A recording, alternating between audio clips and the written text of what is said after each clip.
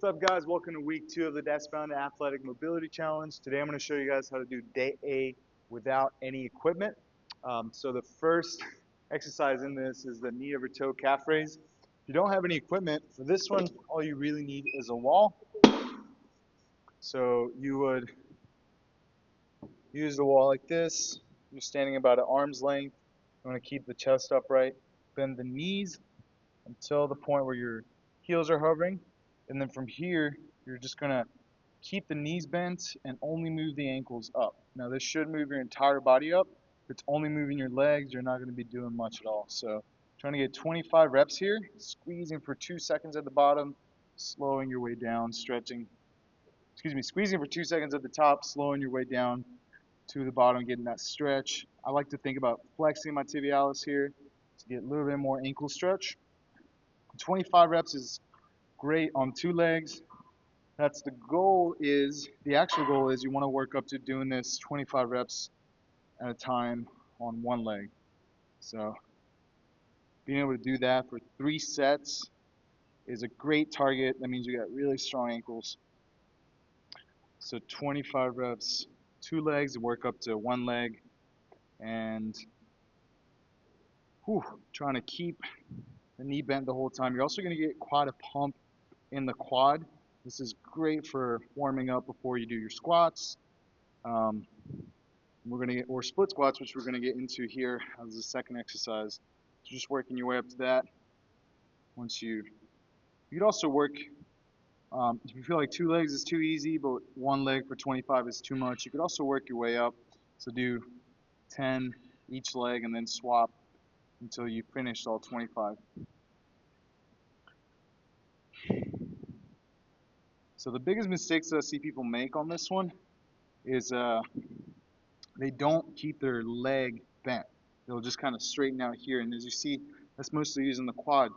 We want to really try to isolate the calves, specifically the soleus muscle, which is more active in this bent leg position. Right? You're still working it on the straight leg calf raises, but here you're really stretching and isolating that soleus. So trying to get this super strong because it is muscle that we use for balance, walking and running, also known as your second heart. So the stronger this muscle is, the more endurance you'll have because it's constantly pumping up blood through the veins back up to the heart. So if you have a strong soleus, it's been linked to increased endurance as well in sport and running, walking, all the things we use it for. So next is the ATG Split Squat. I have equipment here, so kind of hard to show how to do it without it, but let's imagine you have a set of stairs.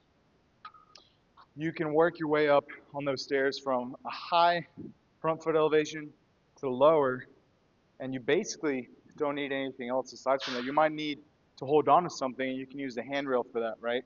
So split squat, you have to play around kind of with the distance on this, but you want to go to the point where your heel is coming off in the back, and then here you're just trying to cover hamstring over calf, keep the chest tall, and keep this back leg straight. And in this specific workout, we're going to do 5-second hold at the bottom, really focusing on lengthening this rear leg, lengthening this hip flexor here. So keeping this leg as straight as we can, count to 5, come up from there. So this helps us get really comfortable in this lengthened position for flexibility gains, and also really comfortable in this single leg squat at the front. So 5 seconds, come back up, 2 more reps here. Focusing on this hip flexor length.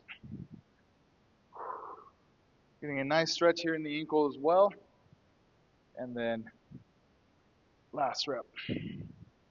Strengthening the quads. This is a great exercise for improving squat mobility and stride length as well. So also great for reversing out the effects of sitting on the hip flexors, right? If you're sitting, you're in this position where your hip flexors are shortened. So this is basically the complete opposite of that position. For the back leg, right? The front leg, you're getting a full depth squat, which is great for the knee. getting lots of synovial fluid flow in there and adapting it so where it can handle that full range of motion.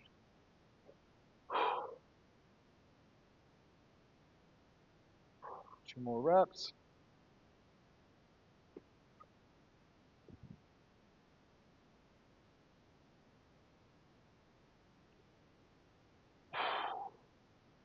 Okay, so next we're going to go into our seated good morning. Last week we focused on the seated back extension if you don't have a back extension machine at home. This week the seated good morning is in the same position, right? You want your heels in front of your knees. You want to keep the chest tall. The biggest difference on this is we're not going to round the back. So you're keeping the back arch in this position and you're going to hands at the hips. Just keeping everything nice and tight, working on lengthening these inner thigh muscles, shoulders back, and then coming up from there, right? So about 15 reps here is great. If you don't have equipment, you can just hold any type of heavy object here to make this a little bit more difficult. But I think 15 reps for 20 is going to be great just for mobility purposes and working on your back's ability to resist rounding.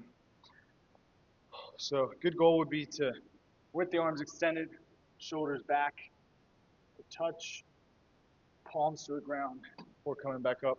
See, even though I have great flexibility in this, I still can't even touch my palms down if I retract my shoulders. So keeping shoulders retracted, reach, and then come back up. Should be feeling a stretch in the adductor muscles, and you should be feeling a pump in the lower back while you're doing this. So I like to cue this like a squat. You want to, at the top, take a deep breath, brace, keeping the core tight, and then resisting rounding. Get deep, come back up. So imagine there's water line right here. You're about to go under.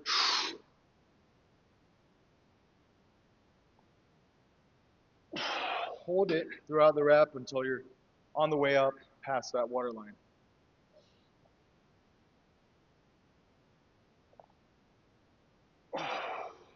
And a little bit, if you want to make this a little bit more difficult, you actually want to hold this bottom for about 3 seconds. Try to get deep in the stretch and then come back up. So 15 to 20 reps there for your seated good mornings. Next, we're going to work on Jefferson curl. And this one I like to do standing, although there is a seated version. It's very similar to the seated back extension, but the standing Jefferson curl is the complete opposite of that seated good morning. All right, you're going to be rounding the lower back. So focusing on flexion of the spine. So tuck your chin, round the shoulders. You're trying to come down as far as you can while keeping your legs straight. Stretch and come back up slowly, unwinding your spine one vertebrae at a time. So for this exercise, you almost want to think about crunching yourself in like a lawn chair, right? So here I'm actually squeezing my lower abs and trying to get my chest to touch my thighs and slowly coming back up. So you're going to do 10 reps here. Another alternative for this, because you don't have any weight to pull you down, so if you don't have any equipment, you can also just pulse here. So this bottom position is the hardest part of this exercise. And pulsing here is going to allow you to get flexible quicker. Also adding a strength aspect, because this is the hardest part. The muscle is the most lengthened. You're adding more adaptation to the lower back, the hamstrings, getting a bit of a tug. So this is a great option if you don't have equipment and you want to scale that exercise. I would work on first mastering that slow downward motion and record yourself from the side so that you can see that you're actually flexing the spine. The main thing I see people doing wrong in this is they treat it like a Romanian deadlift and they kind of keep the back straight. Are we actually working on the back's ability to round? So it's slightly different from that.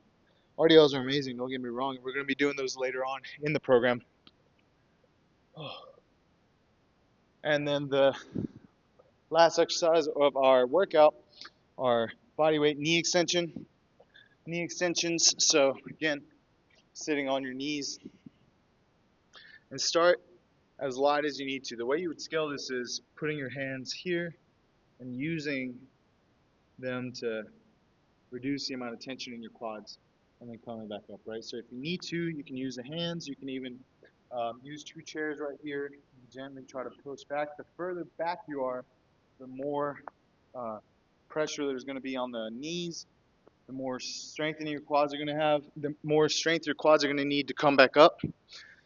So you can start here and then work your way into being able to sit upright and extend the knee and quads from that position. Right, eventually this would scale up to a reverse Nordic. But first we're going to start here, just doing 20 repetitions, working on trying to sit down on our heels and then hip thrust forward, extending the knees up. Right, so this helps improve the extension of the knees, the degree of flexion on the knees, and you're also getting a stretch here at the ankles. Plantar flexion stretch there at the bottom. So you should feel a pump in the quads. If not, try adding a little bit more. If you're not getting a stretch and you feel like you can handle that tension, explore by leaning back into it. Right? Eventually you can work towards that reverse Nordic. So I hope that was helpful. If you're interested in checking out the challenge, we're running this back again in July, around July 8th. If you like tips like this on improving your pain-free ability, increasing mobility, getting more athletic, make sure you subscribe to my page.